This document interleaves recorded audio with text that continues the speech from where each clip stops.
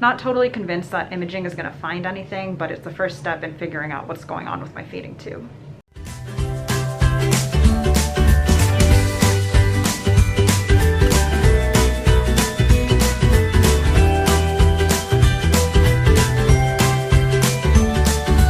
On our adventure. Ah, yeah. Freezing cold here.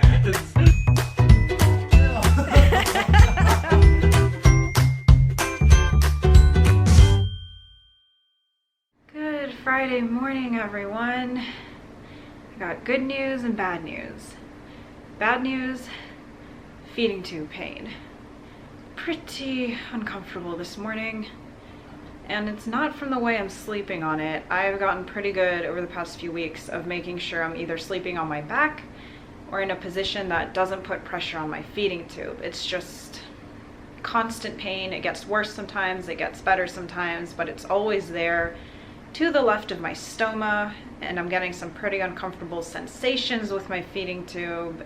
But thankfully, flushing it and running my feeds doesn't affect the pain. It doesn't make it any better or worse, so that's good. I can still run my nutrition.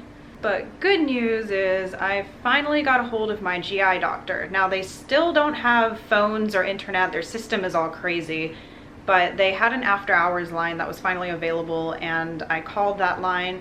They paged the doctor, and he was able to personally contact me and said, you know, with the pain and your symptoms, I would really like you to go get imaging at the hospital I practice at. And I agreed with that because of a few reasons. One, he likes his imaging of feeding tubes done a specific way, and that hospital will do it that specific way.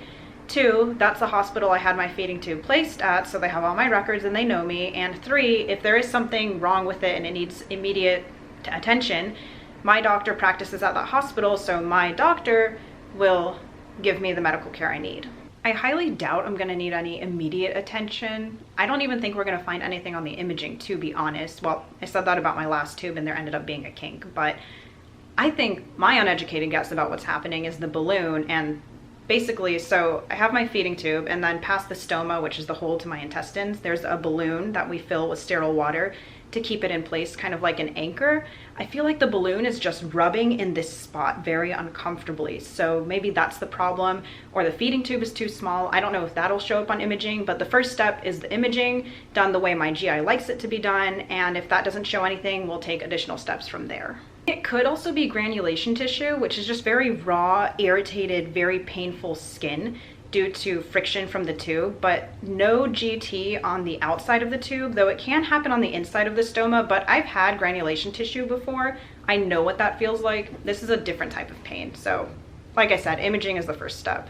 So we just gotta figure these things out. I don't regret the choice for a feeding tube. My medical team and we really determined it was the right choice because the other option was that dangerous, severe state of chronic malnourishment. I don't wanna go back to that because for me, that was no way of life. I'm doing much better now, and every treatment's gonna have its benefits and its setbacks. I'm still fairly new to the feeding tube as well. I've only had it a few months, so we're just sorting out the kinks, and I'm confident we'll figure it out. Harlow, can you get my shoes? I think I left them right there. Yeah, I see your tail wagging. That tells me I did. Oh, thank you. Can you get my other shoe? Look how happy you are.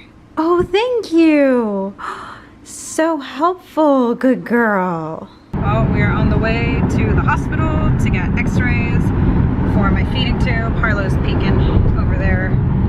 So we need to start doing something to figure out this pain because I shouldn't be having pain like this. I mean, when it gets bad, getting dressed is hard, moving is hard, bending down is hard, and it's like eventually you shouldn't feel this pain with your feeding tube, but for me it's not getting better, so definitely time to start investigating. Checked in, made it back to the ER in a room. The doctor saw me, checked my feeding tube. Doesn't look infected, of course, and it doesn't look like granulation tissue, but he's sending me to interventional radiology so we can get some imaging and see if they can find anything wrong with the feeding tube. This is the first step.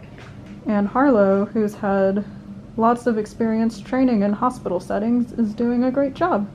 Hey y'all, so we've been here a super long time and have not gotten the imaging done yet. I've taken 2 naps and I'm just feeling kind of, I mean, I hate the fact that I have to come to the ER in the first place, and I hate it even more because I don't feel like an emergency. I mean, the feeding tube pain is an issue, we need to get it addressed, but I don't feel like the pain is this health crisis, life-threatening emergency, but yet I still have to come to the ER in this hospital to get the imaging done exactly how my GI wants, and I need to be here in case there's an issue that needs to be fixed promptly so my personal doctor can fix it.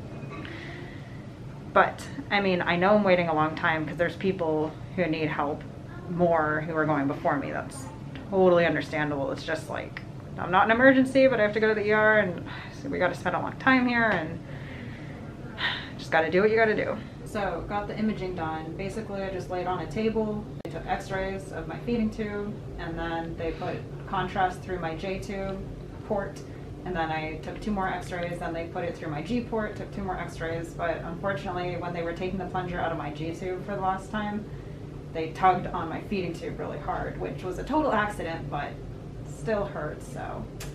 Anyways, they're gonna have the nurses check on me to make sure my feeding tube's okay. They're gonna look at the x-rays, we're gonna get results, and hopefully we'll be going home soon.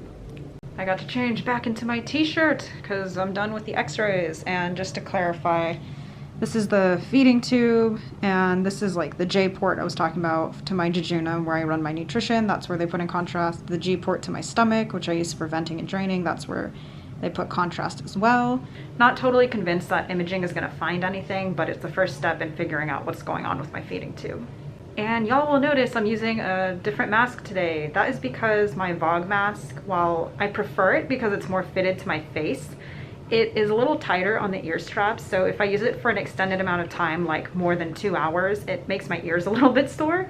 And this one I got off Etsy, it's looser, so for longer periods of time, like ER trips that last hours, or my IVIG infusion, which lasts hours, or like going to the movies, I wanted a looser fitting mask, but I do prefer the VOG mask.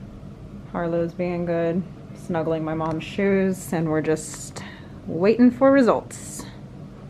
We've been here a long time, and I'm not complaining. Like, I mean, it is bothersome to be in the ER for so long, but I know a lot of people are without power in Florida, and that causes a lot of health issues for people. So there are people who take priority over me in the hospital today. That makes sense. I need to talk to my doctor about getting the feeding tube imaging done in another location. I feel like I'm not an emergency. I shouldn't be using their resources today, and I shouldn't be here today when other people are in need. Plus, it's been literally all day. We got here in the morning, and it's past like late afternoon now, so. And I asked if I could just go and my doctor will see the results, and they said no, because if you leave before we get the results back, it'll be AMA, against medical advice, and that's not good to do, so just gotta wait it out. Well, we are exhausted. You tired, Mom? Very, of not doing anything. I know. Harlow's knocked out too. Anyway, we finally got the results, finally getting discharged. It's been a really long day. I will update y'all in the car. All right, well, my mom ran into a store to grab a few things since we still have no groceries in the house. But basically, the radiologist let things slip and didn't look at my x-rays, and the staff profusely apologized. We were there for over 8 hours, and mistakes happen, you know. I mean, it was upsetting, but mistakes happen. Plus, there were other people there that were a priority ahead of me because, again, like I said, I didn't feel like I was an emergency, although the feeding tube pain is an issue. We needed to go get it sorted. I was following my doctor's orders to go to that hospital, to the ER, to get the imaging done the way he wanted, and if there was an issue, my doctor could take care of me. But I'm gonna talk to my doctor at my next follow-up and say, hey, the ER really isn't practical for this type of thing. Is there an outpatient imaging center I can go to? Because I really don't know. I'm not a feeding tube expert. I'm still new to having a feeding tube, so hopefully there's a more practical way to get imaging of my feeding tube. But anyways, the radiologist never looked at my images, and they are gonna file an incident report, although I was just like, mistakes happen, but they said they need to file an incident report on the hospital's behalf to make sure they learn from the mistake. And I was like, all right, y'all do what you think you need to do. Thank you for fixing the problem. They looked at my images, all is good. Basically, it showed no kinks in the tubing, but it doesn't explain the pain I'm having. in this area right here. So I've got to call my doctor and find out what is the next step. What are we gonna do next to figure out why I'm having pain? It could be granulation tissue on the inside, but it doesn't feel like granulation tissue at all. They inspected the outside of my stoma and my feeding tube. It looks really healthy. It could be that my body still needs time to adjust to the feeding tube, or maybe the balloon inside is overinflated. So like I said, need to call my doctor, talk to him, and we'll figure out the next steps. We can totally do this. So that was our super long day in the ER. I am drained.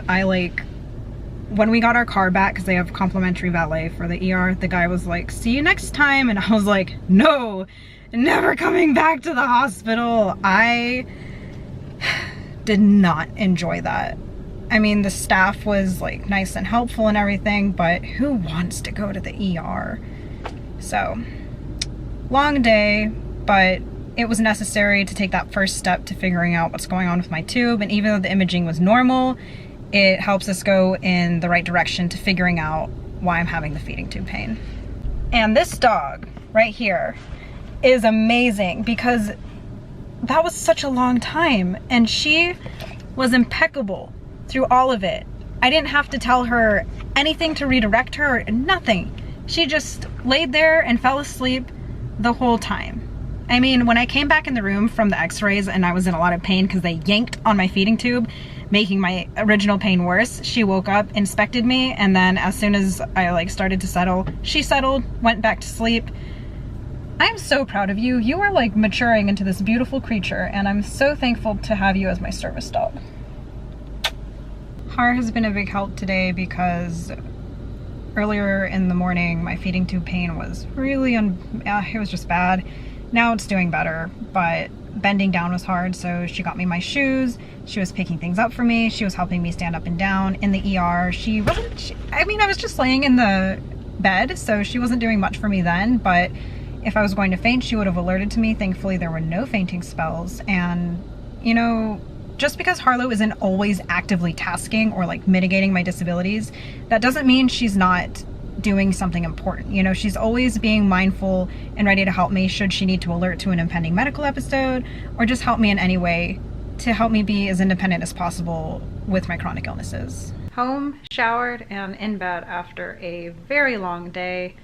Yes, it was disappointing to have the radiologist just completely forget about us, which ended up in a very long and unnecessarily long ER trip, but life happens. Radiologists are people too, and they make mistakes, but I did appreciate the hospital taking the initiative to file a incident report to make sure mistakes like that don't happen again. But all my past experiences with that hospital and that ER have been really, really good, so I'm not too shaken up about it. Stuff happens. I am also thankful that the imaging showed no kinks in my tube, but what's causing my pain? Maybe my body just needs a longer time to adjust to the tube. Who knows? I will talk to my GI and we will figure out where to go from here. And kind of random, but I want to show y'all a new tubey pad that I'm using tonight. As you can see, it's a little whale. It's cute. And I do like this pad. I got it from Etsy, but I've come to find that I prefer the regular circles better just because my tube has like 4 points, like 1, 2, 3, 4. And the button here that's supposed to go on the bottom, I don't know, it was just kind of like tricky to put on. The circular ones were a lot easier for some reason, but they function the same, and once it's on, it's fine. It was just kind of hard to get it on there in the first place.